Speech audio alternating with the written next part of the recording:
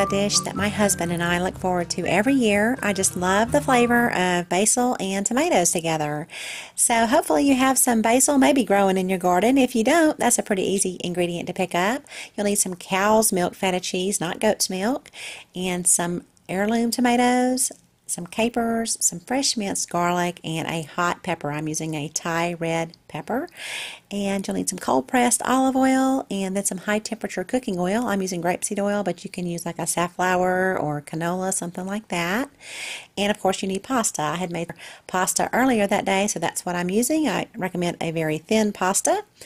So go ahead and dice up your tomatoes. You'll need about 2 cups total, and I'm dicing this pretty big because I'm not really going to cook these.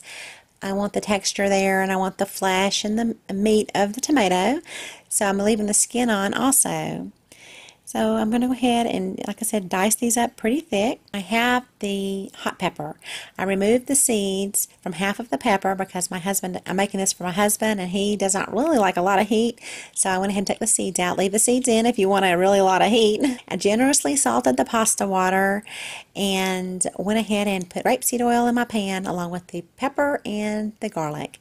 I sauteed it for probably about a minute or two on medium heat until it came to a nice sizzle, and then I added my capers. I felt like it was getting a little bit too hot, so I removed it from the heat, continued to saute it until it cooled down a little bit. I think I had my medium heat just a tad bit above my 5 dial mark, so I moved it down to about 4 just to kind of cool it down a little bit. Remember, whenever you're cooking, you control your stove does not control you. Please don't burn your garlic. It really gives an off flavor to anything, I think, when you cook something, so just be careful not to burn your garlic at this point. Then you can add your tomatoes, and just like I said, we're just going to warm these through. So I add my tomatoes, and then I'm going to salt them to kind of bring out some of the juices. Essentially, I'm making a little bit of a sauce here, and I reduce the heat to low because, again, I'm just warming it through. I'm going to cover it up, and at this point also you can add a tablespoon of the olive oil. This will just kind of make the sauce a little bit thicker. So I just checked on it to make sure it was all coming together nicely, and I went ahead and removed it from the heat because I wanted to cook my pasta.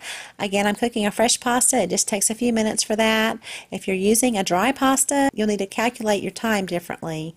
Okay, so I added my sauce to my pasta. When I drained my pasta, I did not rinse it, and then I added my feta cheese and, of course, the basil. So this was for my husband, and it was funny because I gave him this dish. He said, "What is this green leafy thing again?"